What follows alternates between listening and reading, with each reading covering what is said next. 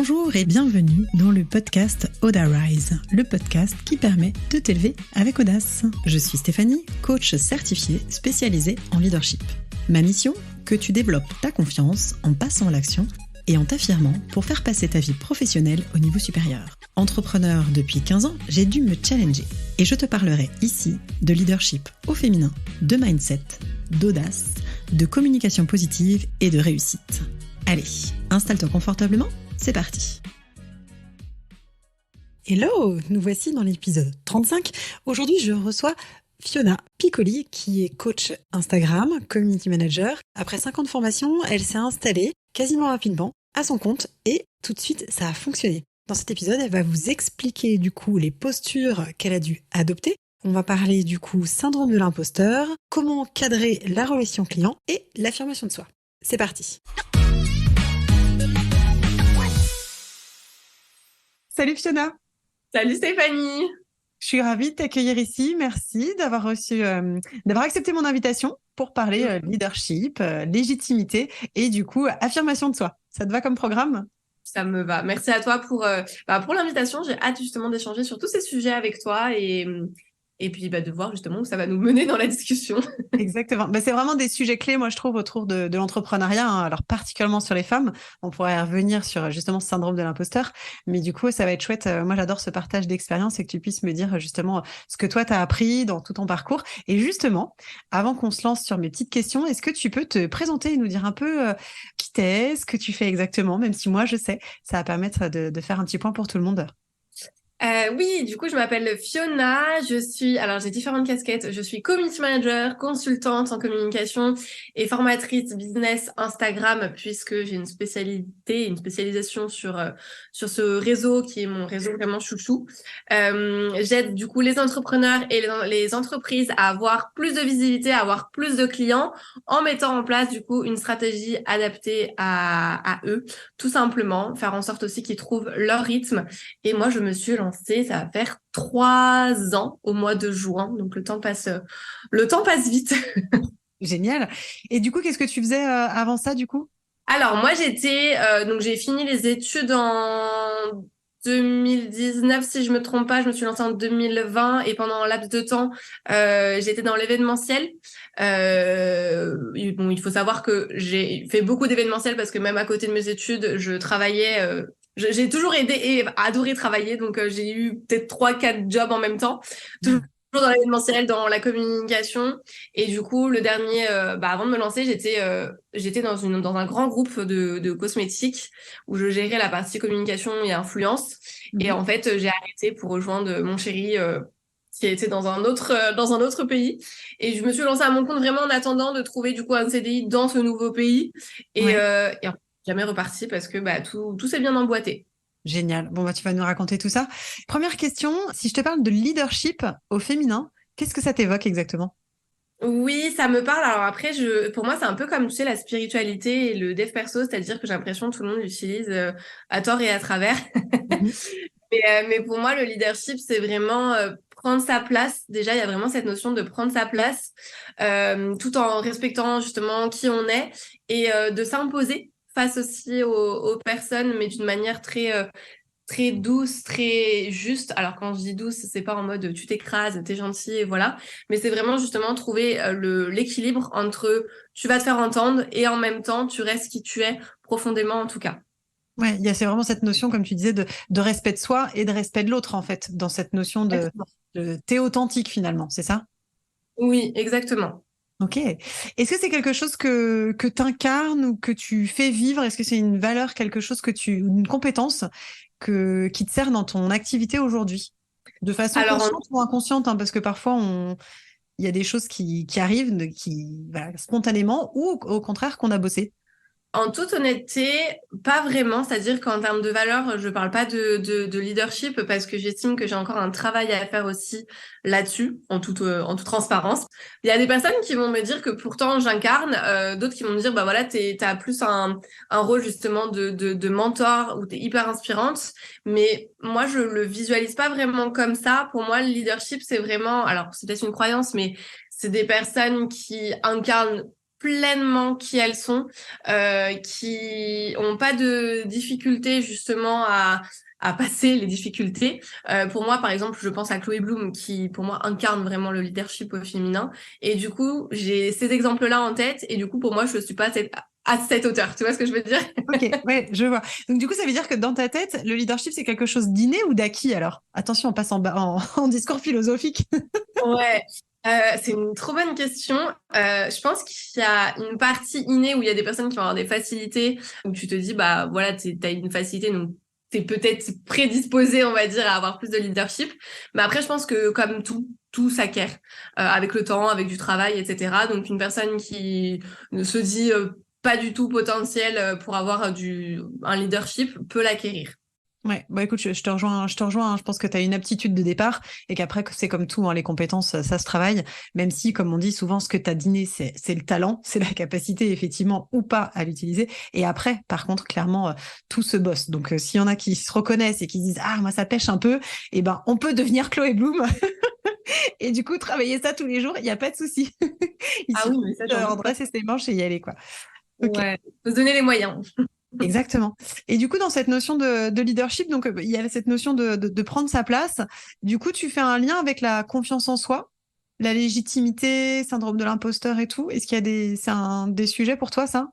Oui, pour moi, c'est lié parce que justement, quand on a le syndrome de l'imposteur et qu'on manque de confiance en nous, je pense que c'est difficile justement d'avoir une posture de leadership. Alors peut-être que c'est une croyance et tu peux me le dire.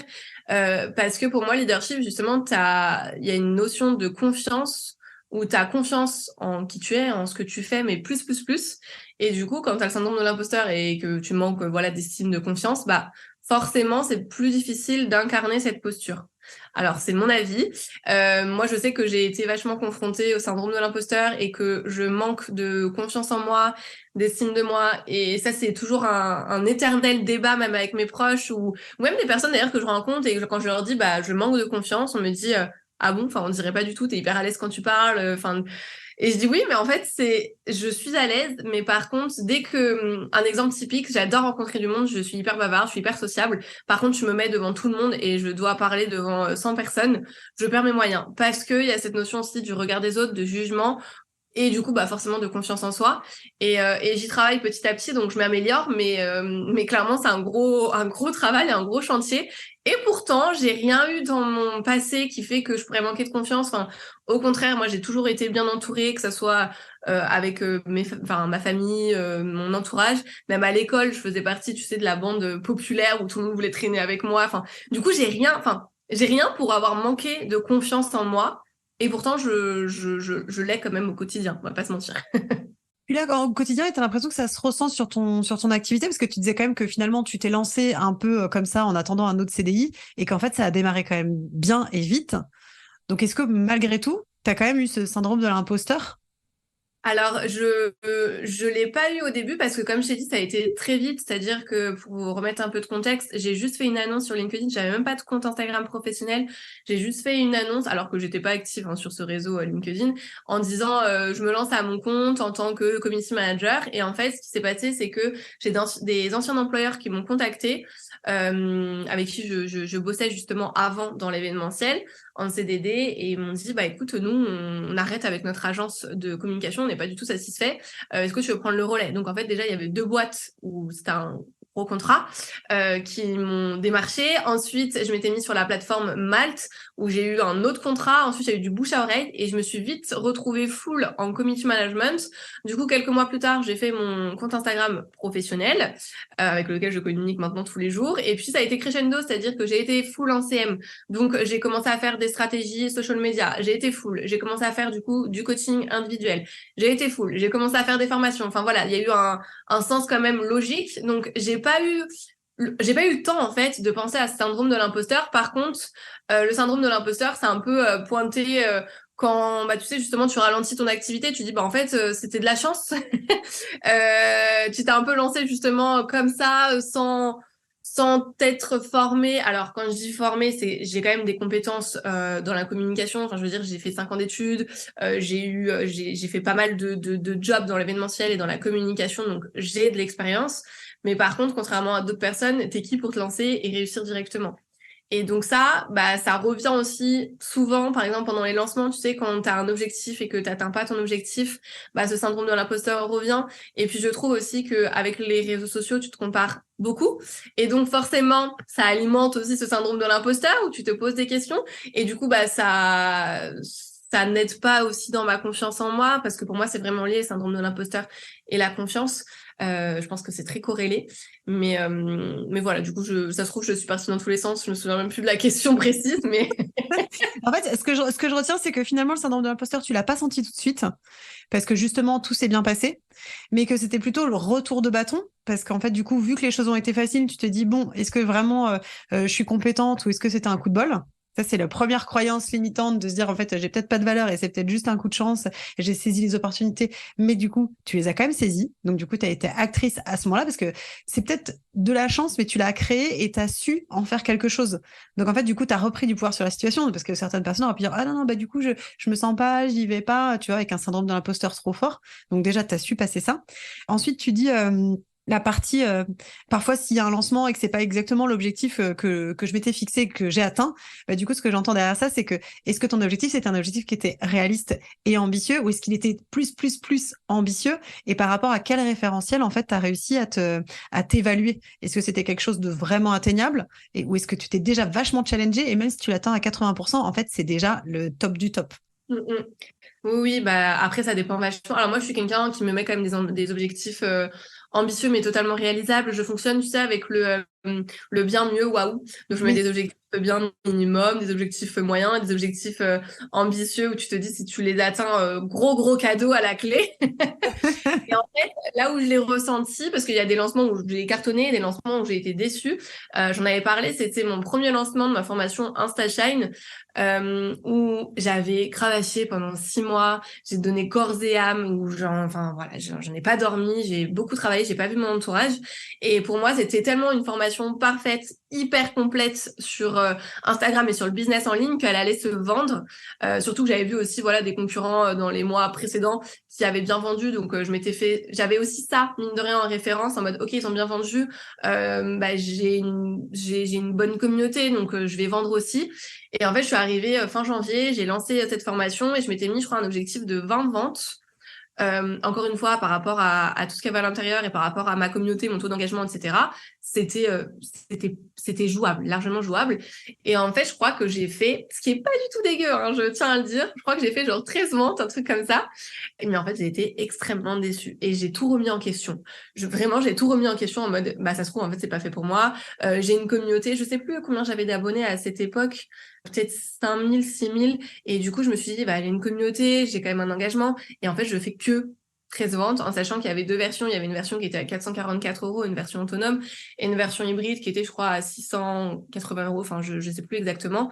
Et j'avais fait plus ou moins moitié-moitié des deux.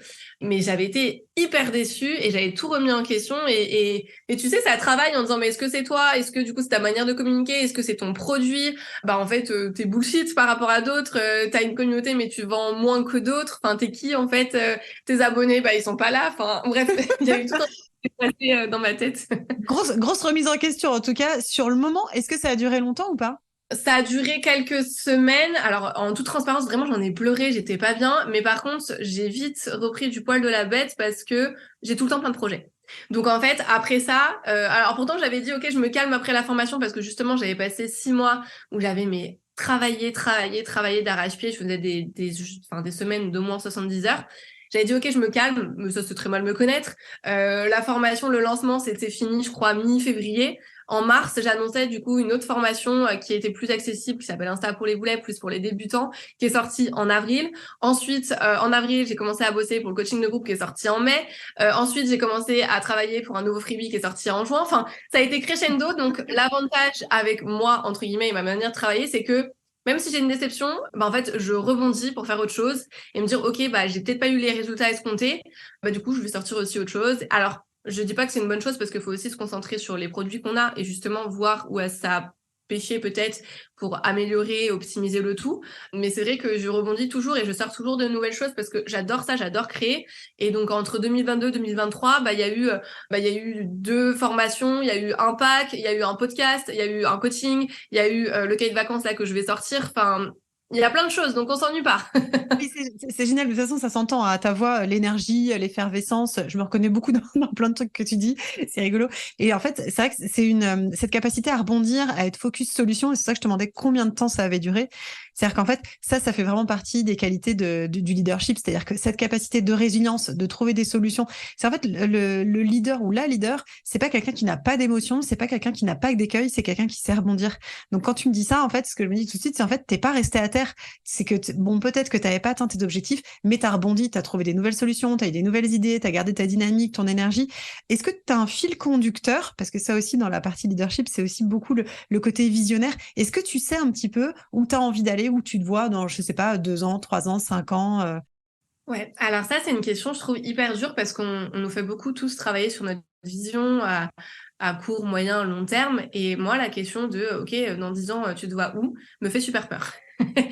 Elle me fait super peur parce que j'ai du mal à me projeter, mais dans ma vie de tous les jours, hein, je suis comme ça, j'ai du mal à me projeter. J'estime que tout va extrêmement vite aussi. Donc aujourd'hui, je suis connue en tant que coach Insta, mais je me dis dans 5 ans, j'ai pas envie d'être seulement entre guillemets coach Insta. Je pense que la société va aussi évoluer et que bah voilà, avec la puissance en montée aussi de tout ce qui est intelligence artificielle, etc. Va falloir s'adapter. Et du coup, pour moi, c'est super difficile de me dire où est-ce que je serai dans 5 ans parce que je sais que ça va évoluer et que je vais évoluer en même temps que la société, en même temps que les demandes. Là, je suis déjà en train de me dire, OK, bah qu'est-ce que tu pourrais faire justement pour différencier un petit peu plus et sortir un peu du côté Instagram? Bah, je suis en train de me dire, OK, peut-être que tu vas te former à la PNL. Enfin, je suis déjà en train de rebondir juste, enfin, pas, c'est même pas rebondir, mais penser au futur. Mais du coup, là, si tu me poses la question, honnêtement, je sais pas, surtout que je change vachement d'avis. Moi, il y a quelques mois, si tu m'avais interviewé, je t'aurais dit, je vais sortir, enfin, je vais lancer mon agence de communication, etc.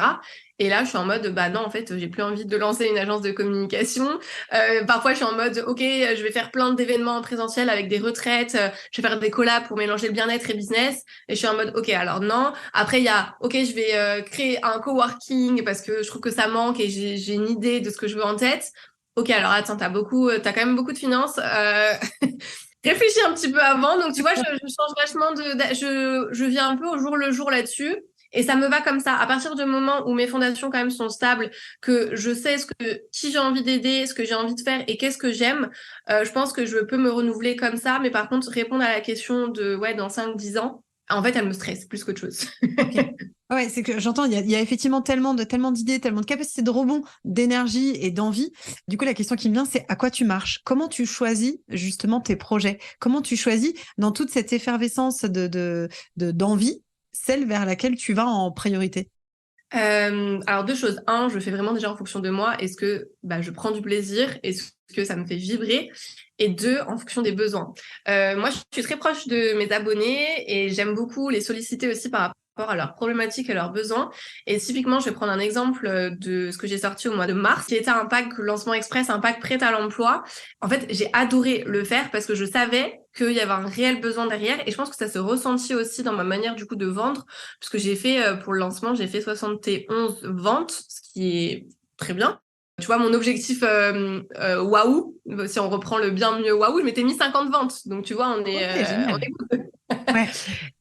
et là, par exemple, dans ce projet-là, je suis partie vraiment d'un besoin où les personnes, je me suis rendu compte qu'en fait, t'as beau leur donner plein d'informations, bah, ce qui manque, c'est le temps. Et du coup, parfois, derrière, ils passent pas à l'action à cause de ça. Et je me suis dit, bah, OK, comment allier les deux? J'allie la partie théorique, stratégique. Mais par contre, je te fais aussi du prêt à l'emploi. C'est-à-dire que t'as plus aucune excuse. T'as des templates de visuels, t'as des templates de légendes pré-rédigées, vraiment des longues légendes qui sont bien faites avec une certaine structure. T'as des templates de story, des scripts, des scénarios qui sont vraiment rédigés. Enfin, t'as plus aucune excuse, tu vois. Je suis vraiment partie de ce besoin-là. Et du coup, c'est pour ça qu'encore une fois, c'est important de faire en fonction du contexte et de l'actualité, parce que moi, j'ai rebondi sur, OK, les personnes n'ont plus le temps, et en fait, il y a tellement de formations, tu sais plus trop où donner de la tête. Maintenant, ce qui manque, c'est justement le passage à l'action et le gain de temps. Et du coup, je suis partie de ça. Et puis, je me suis dit, en plus, ça va me faire kiffer, parce que moi, j'adore créer des choses. Et ça me faisait aussi sortir un peu de ma zone de confort parce que c'est pas quelque chose que j'avais l'habitude de faire. Moi, je faisais beaucoup de vidéos, enfin, de parties théoriques, etc. Et là, c'était vraiment autre chose. Et du coup, j'ai adoré. Et en fait, j'étais persuadée du gain de temps et des bénéfices que les personnes pourraient en retirer. Et du coup, ça a bien vendu. Donc, comme quoi, il y a aussi une partie de mindset et à quel point tu crois aussi en ton projet. Ouais, tout à fait. Mais c'est vrai que encore une fois, hein, je vais tourner en boucle sur le leadership, hein, c'est ça. Mais c'est qu'effectivement, c'est comme tu disais, c'est qu'en fait, c'est important d'avoir confiance en soi pour pouvoir inspirer les autres à te suivre. Et ce qu'on entend dans ton discours, c'est vraiment ça, c'est la confiance en toi et du coup la confiance dans ton projet. Parce que t'y prends du plaisir. C'est vrai que c'est hyper important. Pour bien vendre, il faut déjà bien s'éclater dans ce qu'on fait parce que du coup, tu vas avoir plus de valeur ajoutée. Et ensuite, l'autre point qui est hyper important que tu as soulevé, c'est que tu savais quel était le besoin. Et qu'en fait, souvent, on peut créer des offres ou des services qui sont pas alignés avec les personnes. Et en fait, c'est pour ça que ça se vend pas. Et on a vite fait après de rentrer dans un cercle vicieux. On se dit, ah, j'ai pas vendu, du coup, je suis nul. Tu vois, un peu comme ce que tu nous disais tout à l'heure. Alors qu'en fait, c'est pas ça. Là, tu as bien fait les choses. Tu te dis, qu'est-ce qui va me faire kiffer? Où est-ce que j'ai de la valeur ajoutée? Et en plus, de quoi les gens ont besoin? Et du coup, tu as mis le bon produit en face des bonnes personnes avec ta spécificité à toi. Donc, du coup, c'est pour ça que ça s'est bien vendu et que tu as atteint ton waouh. Exactement. De toute façon, je pense que ça se... Tu vois, par exemple, pour rebondir là-dessus, Insta pour les boulets, quand je l'ai sorti, j'étais très fière du produit, mais je savais que ça allait moins se vendre, parce que déjà, j'ai une communauté sur Instagram où ils maîtrisent plus ou moins Insta s'ils me suivent sur Insta. Mais je l'ai vraiment fait plus en mode, ça va être un produit en plus que j'offrirai aussi dans mes coachings individuels pour la partie technique. Mais je suis partie en me disant, ça va moins se vendre. Ça s'est moins vendu. C'était moins cher que le pack lancement express et je crois que, tu vois, pour le lancement, j'ai fait 20 ventes. Après, je savais qu'il y avait moins de besoins, mais par contre, j'étais totalement consciente sur le fait qu'il y avait moins de besoins et que c'était juste un petit plus. Après, il y a vraiment des réels shifts à avoir de toute façon pour réussir, pour prendre sa place, pour se connecter à sa puissance finalement. Et il faut expérimenter pour le savoir. Ouais, tout à fait. Du coup, qu'est-ce que tu as dû changer et qui fait la différence aujourd'hui par rapport à tes débuts il y a 3 ans? Ah, j'ai changé tellement de choses. Au-delà des idées, est-ce que c'est dans ta façon j'allais dire de prospecter ou alors de poser les choses dans tes process, dans tes idées? Il y a plusieurs choses. Ce que je dirais, c'est que, bon, déjà, forcément, je sais ce que je vaux, entre guillemets, par rapport justement à tout ce que je fais, les personnes que j'ai accompagnées, les résultats que j'ai pu engendrer. Donc, j'ai moins de problèmes à vendre. Je sais que c'est un cadeau. Donc, j'ai vraiment changé justement ma manière d'appréhender la vente où au début, j'étais en mode, je pas envie de passer pour une vendeuse de tapis, enfin, un peu toutes les croyances qu'on a. Et maintenant, je suis en mode, OK, non, tu as envie d'aider les personnes et tu sais que ce que tu fais, c'est très bien, que tu es hyper aligné, que tu as cette éthique-là, que si la personne, par exemple, tu sais que ça lui correspond pas, tu vas lui dire. Je suis hyper réglo par rapport justement à mes valeurs et parce que aussi j'ai été très déçue de formations que j'ai pu acheter et il y a de plus en plus de personnes qui arnaquent les gens et du coup ça me tient encore plus à cœur. Donc je sais que justement je suis là pour faire du bien, donc ok, là-dessus ça a changé. Mais là où je dirais le plus gros changement, c'est dans ma manière de collaborer, alors surtout avec les personnes que j'ai en community management, c'est poser des limites, c'est dire non, c'est me respecter, me faire passer en priorité parce qu'avant, mais moi je dépendais de mes clientes, c'est-à-dire que tu m'envoyais un message, je te répondais dans la foulée, j'arrêtais tout parce que j'avais vraiment envie, je confondais, tu sais, la partie réactivité et rapidité. Et du coup, j'étais à la merci de mes clients. Il y en a qui m'envoyaient des messages à 22h, je leur répondais, OK, vas-y, je te fais ça. Je te fais ça alors qu'il est 22h, je te fais ça le week-end, peu importe. Et maintenant, c'est plus du tout ça. C'est, écoute, si tu me rends pas, par exemple, le travail à temps, il y aura pas de poste. Et voilà, c'est tant pis. Je suis un peu plus exigeante envers mes clientes, mais aussi envers moi-même. Mais c'est aussi, je trouve, pour les responsabiliser aussi et un petit peu plus les éduquer parce que, en fait, c'est pas possible que ton manque, entre guillemets, d'organisation n'empathise sur mon quotidien à moi et sur mon organisation. Parce que moi, du coup, je me retrouvais avec un emploi du temps complètement chamboulé parce que justement mes clients ne respectaient pas les deadlines et en fait je faisais des trucs en last minute, donc ça allait pas du tout. Et il y a eu un moment où j'ai pété un plomb, où j'ai mis fin à des contrats parce qu'en fait trop de charge mentale, tu sais, trop de charge mentale en mode mais en fait ça va pas du tout. Et maintenant, par contre, en termes de posture, c'est vraiment, je suis hyper carrée là-dessus. Et encore plus parce que là, dernièrement, j'ai eu une expérience très, très, très, très négative avec une cliente. Et du coup, j'ai appris, il y a des leçons derrière. Tu sais, on dit qu'il y a toujours un cadeau derrière une expérience négative. Et ça m'a encore plus appris à cadrer encore plus et à surtout écouter mon intuition. Au début, je faisais beaucoup les choses aussi, on va pas se mentir, pour l'argent, c'est-à-dire que tu vois la somme au bout et tu te dis, bon, écoute, tu t'acceptes plein de choses parce que mine de rien, c'est quand même un gros contrat. Maintenant, j'ai plus une réflexion de est-ce que ça touche ta santé mentale, est-ce que ça touche ton bien-être et ton alignement, ton épanouissement? Si la réponse est oui, bah en fait, tu mets fin au contrat, tu en trouveras d'autres et c'est ciao et c'est OK, tu vois. Donc, que j'ai quand même vachement évolué. Et puis, mine de rien, quand tu es entrepreneur, c'est multicasquette, tu touches à tout, donc tu es obligé d'évoluer et d'avancer aussi sur tes croyances. Et c'est pour ça que je maintiens que tout le monde n'est pas fait pour être entrepreneur. Tout le monde peut essayer, mais pour moi, je reste persuadée que tout le monde n'est pas fait pour être entrepreneur. Ok, donc ça, c'est pour toi plutôt de l'inné, du coup, que de l'acquis. Si on boucle sur Alors, non, enfin, si, il y a de l'inné dans le sens où tu peux avoir une fibre entrepreneuriale, mais pour moi, il y a quand même une partie de chance aussi. Je reprends mon exemple, mais moi, j'ai de la chance. Alors, j'ai de la chance parce que déjà, j'ai un entourage qui me soutient à 100%. Forcément, quand tu as un entourage qui te met des bâtons dans les roues, bah, ça peut jouer aussi sur ta réussite. J'ai de la chance parce que bah, j'ai vécu en France, que j'ai eu accès à l'éducation. J'ai de la chance parce que j'ai pu faire 5 ans d'études. J'ai de la chance parce que mes parents sont entrepreneurs, donc forcément, j'avais déjà un modèle là-dedans et que bah, j'ai pu avoir des conseils. Donc, j'estime avoir de la chance.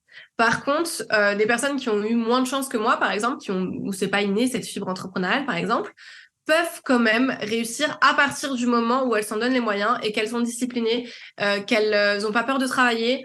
Enfin, il y a plein de choses à prendre en compte, mais moi, je vois par exemple mon chéri qui est entrepreneur, on a une manière totalement différente de gérer le quotidien. Lui, c'est moins j'en fais, mieux je me porte. Si j'aime pas ça, je délègue. Et moi, je suis en mode, bah non, tu mets les mains dans le cambouis. Je suis désolée. Au début, t'es obligé d'être partout. Surtout que t'as pas de budget, en fait, pour déléguer. Donc, t'es obligé de faire ta compta, t'es obligé de faire ta création de contenu, t'es obligé de faire ta prospection. Enfin, t'es obligé de tout faire. Et lui, c'était vraiment en mode, non, moi, ça me fait chier. Bah, du coup, je le fais pas. Bah, pour moi, enfin, c'est horrible, hein, je l'aime, etc. Mais je lui ai dit que il était pas fait pour moi pour être entrepreneur. Mais bon, c'est un débat, voilà.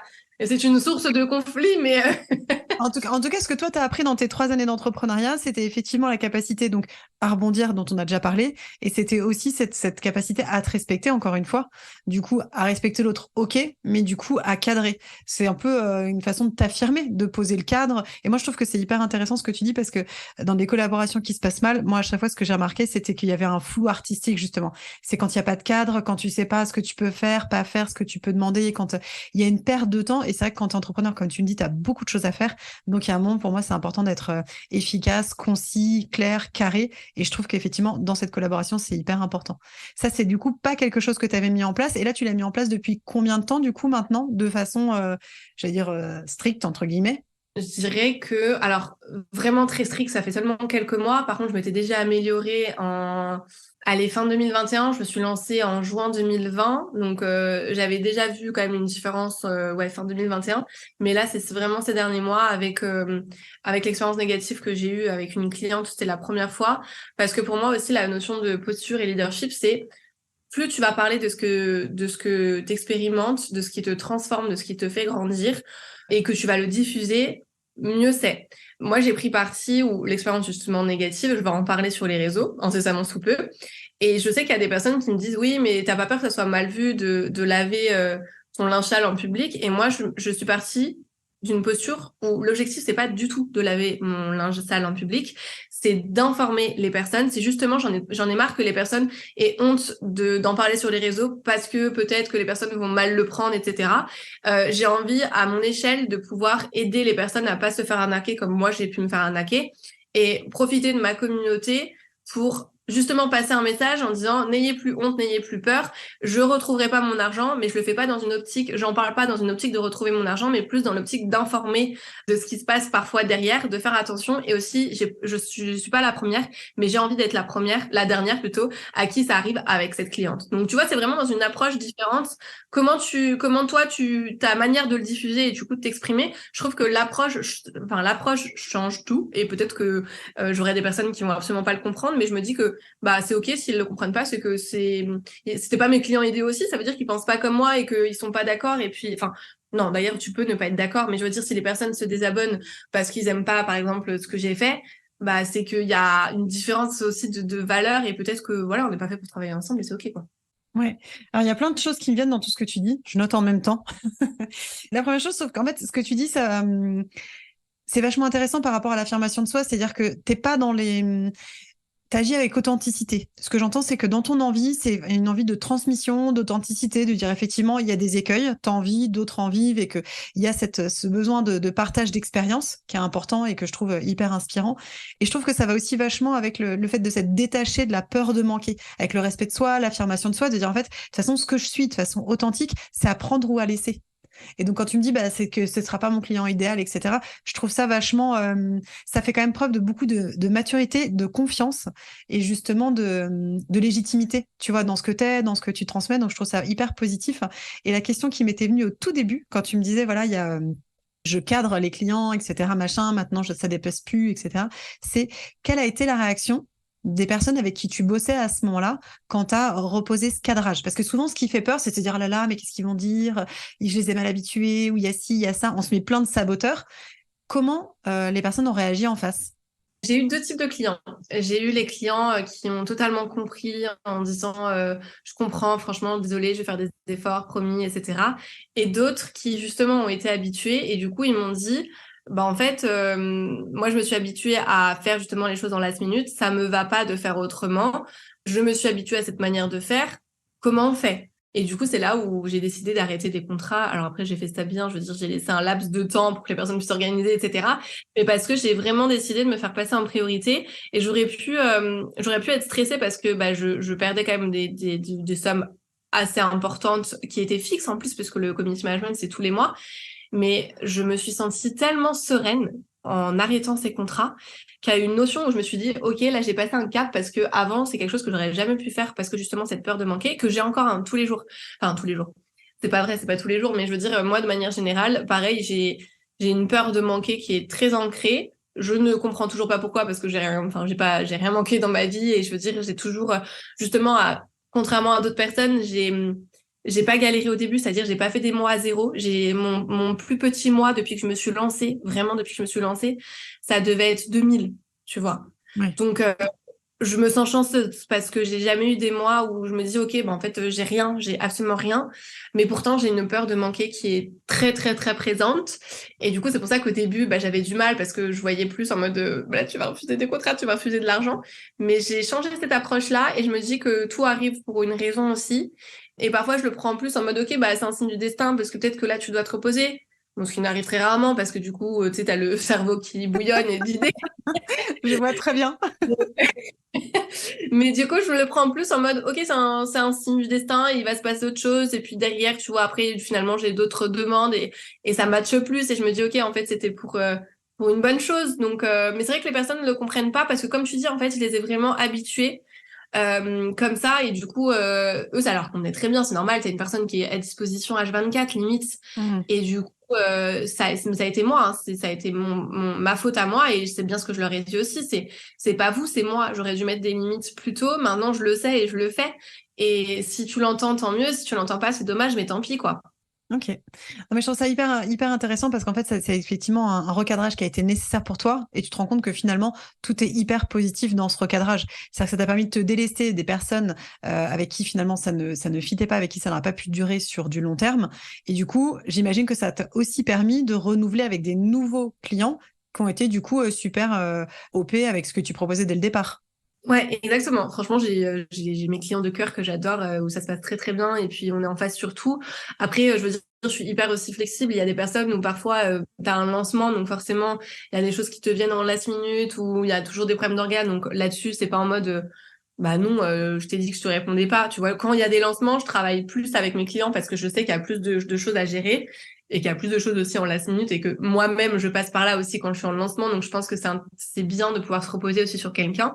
Par contre, au quotidien, quand c'est juste une presta de CM lambda, là, je pose mon cadre. Après, alors rien à voir, mais je rebondis sur ce que tu avais dit avant, sur cette notion de leadership. Par exemple, là où j'ai un peu plus de mal, c'est sur la partie délégation. Où pour moi, justement, le leadership, c'est tu sais trop bien manager aussi. Peut-être que c'est une croyance. Et moi, je suis team, j'ai envie d'être sympa parce que j'ai envie justement, tu sais, j'aime que les gens m'aiment. C'est très bizarre, c'est comme ça. Enfin, c'est Mais comme tout le monde au final, hein. Oui, oui, non, mais voilà. Et du coup, j'ai toujours envie que ça se passe bien. Et du coup, j'ai ce rôle de copine, de machin. Et en fait, ça m'a posé préjudice dans des collabs où il y en a beaucoup qui ne faisaient pas grand-chose parce que parce que du coup, il y avait justement ce climat de OK, bonne copine et bon, elle va rien dire, etc. Donc, par contre, et c'est pour ça que tu vois que je me dis que leadership, pour moi, il n'est pas encore là, pleinement en tout cas, parce qu'il y a des choses auxquelles je dois travailler et notamment cette partie management quand je délègue des tâches, des personnes voilà, qui travaillent pour moi chaque mois, avec qui ça se passe très bien, mais j'ai eu des complications avec d'autres personnes avant et je me suis dit, ben ouais, ça vient de challenger quelque chose de profond aussi en moi, quoi. Et en même temps, ce que j'entends, c'est que tu as toujours cette capacité de rebond et qu'en fait, de toute façon, tu es en apprentissage. Tu es vraiment je trouve, dans le modèle test and learn. C'est-à-dire qu'en fait, Oui.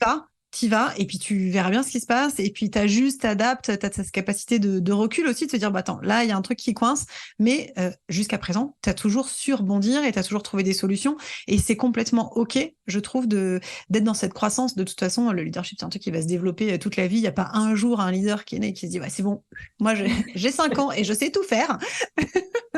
Donc en fait, c'est vraiment quelque chose qui se peaufine, qui se travaille. Enfin moi je vois ça parfois, je l'apparente un peu à de l'art, tu vois. C'est comme une pierre qu'on taille et du coup tu t'affines. Et en fait je trouve que tu as aussi beaucoup cette souplesse dans l'adaptabilité, que ce soit avec toi dans tes projets, que ce soit avec tes clients, avec ceux avec qui tu t'es repositionné, avec les nouveaux, la capacité aussi de comme ça tient de quand il y a justement quand tu disais quand cette phase de lancement, même si tu as posé ton cadre, t'es pas fermé. Et ça pour moi c'est des compétences hyper importantes pour un leader. Donc du coup moi je trouve que tu en as plein, donc c'est chouette.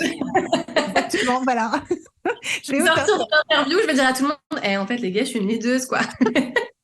Exactement. Ce qui est sûr, c'est qu'en fait, je n'ai aucun doute sur le fait que tu n'es pas une suiveuse, que tu sais, même si tu n'as pas un plan défini à 10 ans, on voit quand même ce qui se trame derrière, là où tu as envie d'aller. Franchement, cette énergie, ces projets, etc. On sent aussi que tu structures au fur et à mesure et que, comme je te disais, en fait, tu adaptes. C'est vraiment, tu te rends compte t'oses y aller. Et c'est vrai que parfois, dans ce syndrome de l'imposteur, et notamment chez les femmes, souvent, ça peut amener de la procrastination, ce qu'on n'entend pas du tout chez toi. Est-ce que tu as Oui. l'impression qu'il y a eu des moments où tu as hésité, où tu as tâtonné, ou au contraire, pas du tout, il faut que tu te libères et que tu fasses vivre cette énergie que tu as en toi. Ouais, franchement, je trouve qu'une de mes qualités, c'est cette notion de... Enfin, je suis quelqu'un de très ambitieuse et j'aime me prouver des choses, mais j'aime aussi prouver, il y a encore cette notion des autres, mais j'aime prouver aussi à mon entourage que j'ai réussi. J'aime rendre mon entourage fier, vraiment, c'est une de mes grandes fiertés. Ma mère, c'est ma fan number one et qui m'envoie toujours des messages. Ah, moi, je suis trop fière de toi. Ah, mais c'est trop bien ce que tu as fait. Qui écoute tous mes podcasts tous les mardis. Elle m'envoie un retour, mais tous les mardis. Enfin, bref. C'est vraiment une de mes plus grosses fiertés et c'est vrai que je suis quelqu'un de très ambitieuse et du coup j'ai cette notion où ok bah si ça va pas marcher c'est pas grave je vais faire autre chose parce que je sais que dans tous les cas je m'en sortirai. Je m'en sortirai parce que j'ai cette capacité là et que je pense que c'est hyper important. Je voulais dire un truc et c'est parti mais ça reviendra. On y croit. C'était sur un autre sujet mais ça avait du sens mais non je pense que c'est une de mes plus grandes qualités et j'en suis fière parce que comme je t'ai dit, je sais pas où je serai demain, mais par contre, j'ose de plus en plus et rien que tu vois l'année dernière, n'importe quoi. La semaine dernière, j'étais au salon Go Entrepreneur pour les entrepreneurs et je suis sortie de ma zone de confort. C'est vrai que j'aime pas trop, tu sais, aller vers les autres pour prospecter. Bah là, j'étais dans un rayon de livres, il y avait un stand de livres et il y a des personnes qui parlaient d'Instagram. Je suis arrivée en mode, mais vraiment en mode drôle, en mode, mais attendez, ça tombe trop bien les filles, je suis experte Instagram, tenez ma carte de visite. Et en fait, on a parlé pendant 20 minutes et on s'est trop bien entendu. Et la fille, après, elle m'a dit, mais t'as une énergie qui shine. Et vraiment, elle a utilisé ce mot shine. Et du coup, j'ai dit, bah ça tombe bien, j'ai une formation qui s'appelle Insta Shine. Enfin, tu vois, c'était hyper fluide. Après, j'ai osé. Il y avait Justine Hutto, qui est une personne qui m'inspire vachement. Je suis partie la voir pour lui demander du coup une petite interview de podcast, etc. Enfin, j'ose faire plus les choses et j'ai plus ce truc de ok, je tente et puis si ça marche pas, c'est ok. Enfin, je m'en fiche. J'ai osé et les personnes vont rien me dire et puis tout va bien, quoi. Ouais, mais c'est marrant parce que tu vois, alors qu'au départ, tu disais, je me demande si c'est pas de la chance, tu vois, finalement, tu l'as créé ta chance. Tu vois, et ce que j'entends aussi, c'est que souvent, on a l'impression qu'on se lancera quand on aura confiance en soi à 2000%. Et en fait, ce que je trouve génial, moi, je prône beaucoup l'audace et le passage à l'action, justement pour gagner en confiance. Parce que c'est pas en étant chez toi à potasser des bouquins, en faisant la dernière formation, le dernier truc. Si tu ne passes pas à l'action, il y a aucune chance que tu te prouves que tu as de la valeur, que tu as des compétences, que tu trouves des solutions. Et en fait, ce qui est chouette, c'est que, bah, en fait, comme tu disais, c'est pas ta zone de confort. Et en même temps, tu y es allé. Et en fait, ça s'est fait. C'est que parfois, on se fait des scénarios catastrophes en disant, ah, et si je fais ci, si je fais ça. Et en fait, une fois que tu es dedans, tu trouves les solutions. Donc, en fait, du coup, c'est fluide, ça se passe bien. Et puis, bah, au pire quoi? Bah, au pire, t'as pas ce client, mais de toute façon, tu l'avais déjà pas avant de lui parler. Donc, finalement, Exactement. Et puis, tu as cette fierté, encore une fois, je parle beaucoup de fierté, mais je trouve que c'est tellement important. Moi, je l'ai senti, mais vraiment, j'étais trop mal. J'ai interviewé Clara Morgan. Donc, le courage déjà que ça m'a demandé pour la voir. Bref, et pendant l'interview, mais avant, j'étais comme ça. Hein. On me voit pas, mais je tremble. C'est vrai que tu l'as précisé. Parce que moi, je te vois très bien, j'étais hyper concentrée. J'étais vraiment pas bien, j'étais rouge, j'avais chaud, j'avais une boule au ventre et tout, parce que tu dis, tu vas interviewer Clara Morgan quand même. Et en fait, à la fin, mais j'étais tellement fière, je me suis dit, ok meuf, genre tu pèses dans le game. Enfin. et du coup, je trouve que, bah, comme tu dis, en fait, c'est en faisant tout ça, et l'entrepreneuriat, je trouve que ça te forge et ça augmente quand même ta confiance en toi, parce que justement, tu es fière et il y a des choses auxquelles tu t'aurais jamais pensé faire, auxquelles, en tout cas, tu aurais pu être capable, que tu as fait. Et moi, quand je regarde le chemin parcouru en 3 ans, je me dis, mais tu as fait tellement de choses que jamais de ta vie, t'aurais imaginé. Et en fait, ouais, bah meuf, tu gères, quoi. Tu peux être fière de toi. Et je suis oui, d'accord, je suis fière de moi, ça va. Oui, ça s'entend, ça se voit. Voilà, donc, vous la voyez pas, effectivement, mais elle est pétillante. Je confirme le côté shine. Du coup, quel serait pour toi le ou les conseils les plus impactants que tu donnerais du coup aux femmes entrepreneurs qui, ben justement, qui veulent s'éclater dans leur vie entrepreneuriale, qui veulent passer un palier dans leur activité? Qu'est-ce qui a de l'impact, vraiment? Je pense qu'il y a 3 conseils. Alors, le premier qui est très bateau, mais qui pour moi a son importance, c'est se faire accompagner. Alors, je sais que c'est hyper bateau et on l'entend partout, mais je trouve que ça te fait vraiment gagner du temps et gagner aussi en assurance parce que quand tu as une personne avec qui tu peux échanger et sur laquelle tu peux te reposer, forcément, du coup, toutes tes questions où parfois tu vas pas passer à l'action parce que justement, tu sais pas trop comment ça va se passer, t'es pas sûr de toi, bah, le fait de pouvoir poser les questions à quelqu'un et que la personne puisse te guider, t'orienter, forcément, déjà, ça te fait passer à l'action, t'es plus rassuré et du coup bah tu gagnes vraiment du temps. Moi j'aurais adoré me faire accompagner dès que je me suis lancée parce que j'aurais évité pas mal d'erreurs. Le deuxième conseil c'est de pas attendre justement un bon moment, de pas attendre que les choses soient parfaites, de pas attendre la bonne rencontre, de pas attendre la chance, etc. C'est de se créer justement le bon moment. Et parce qu'encore une fois, c'est dans cette optique de gagner du temps. Plus vous allez passer à l'action, plus vous allez avoir des résultats, plus vous allez du coup atteindre vos objectifs. Et puis le troisième, c'est encore une fois cette notion de poser ses limites le plus tôt possible, autant pour ses clients que pour sa santé mentale et son bien-être, parce que on peut vite, il y a beaucoup de personnes qui se lancent dans l'entrepreneuriat parce qu'elles ont fait des burn-out dans le salariat. Mais il faut se dire que dans l'entrepreneuriat, il y a aussi beaucoup, beaucoup de personnes qui font des burn-out parce que justement, tu as envie d'être sur tous les fronts. Et si tu poses pas tes limites vraiment rapidement et que toi-même, tu te poses des limites, alors même pas au-delà de tes clients, mais au-delà, enfin, par rapport à ton organisation, ton emploi du temps, c'est-à-dire, OK, je travaille de 9h à 18h et après je coupe, vraiment se mettre des non négociables, ça peut être très, très vite compliqué. Donc, je dirais vraiment pour commencer, c'est quels sont vos non négociables, que ce soit par rapport à votre emploi du temps professionnel, mais aussi par rapport à ce que vous avez envie d'avoir dans votre quotidien avec vos proches, le sport, etc. Le fait de prendre des vacances, tout ça, le poser en amont pour avoir un petit peu plus de sérénité et préserver sa santé mentale parce que c'est hyper important et voilà, le corps, on n'en a qu'un. Le cerveau, c'est très bizarre dit comme ça, le cerveau on n'en a qu'un, mais voilà, on peut avoir des répercussions énormes, autant physiques que mentales, et ça peut nous atteindre un peu plus en fonction de comment on est. Moi, je sais que j'ai une capacité à travailler beaucoup, beaucoup. Enfin, dans mon human design, je suis générateur, et du coup, tu sais, quand tu travailles, tu as une énergie. À partir du moment où tu fais quelque chose que tu aimes, tu as une énergie illimitée. Donc, moi, je peux me faire des journées de 8h, 23h sans m'arrêter. C'est OK. Mais par contre, il faut que je me conditionne en me disant, bah non, tu peux pas faire ça parce qu'en fait, ton corps, tu l'écoutes jamais. Mais moi, j'ai enchaîné des boutons de fièvre, j'ai enchaîné de l'eczéma, enfin, j'ai enchaîné plein de choses où mon corps me parlait et je l'écoutais pas. Et il y a eu des conséquences. Donc, vraiment, vous écoutez, vous préservez.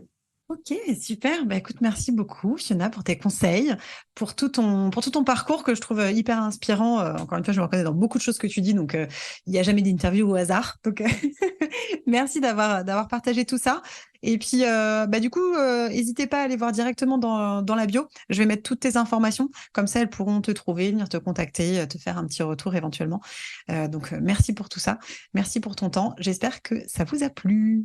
Est-ce que tu veux dire un petit mot de la fin, un petit truc en plus ou pas?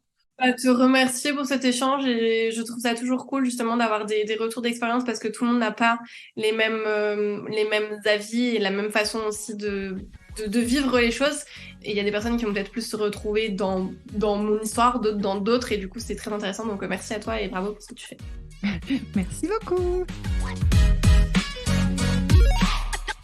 J'espère que cet épisode vous a plu. Si c'est le cas, comme d'hab, je compte sur vous pour mettre 5 étoiles sur la plateforme de votre choix, le partager à une copine entrepreneur qui a besoin d'entendre ça. Et si vous êtes fan des interviews, n'hésitez pas à aller écouter ou réécouter les épisodes 28, 31 et 33. Le partage d'expérience est toujours riche. Je vous dis à très vite.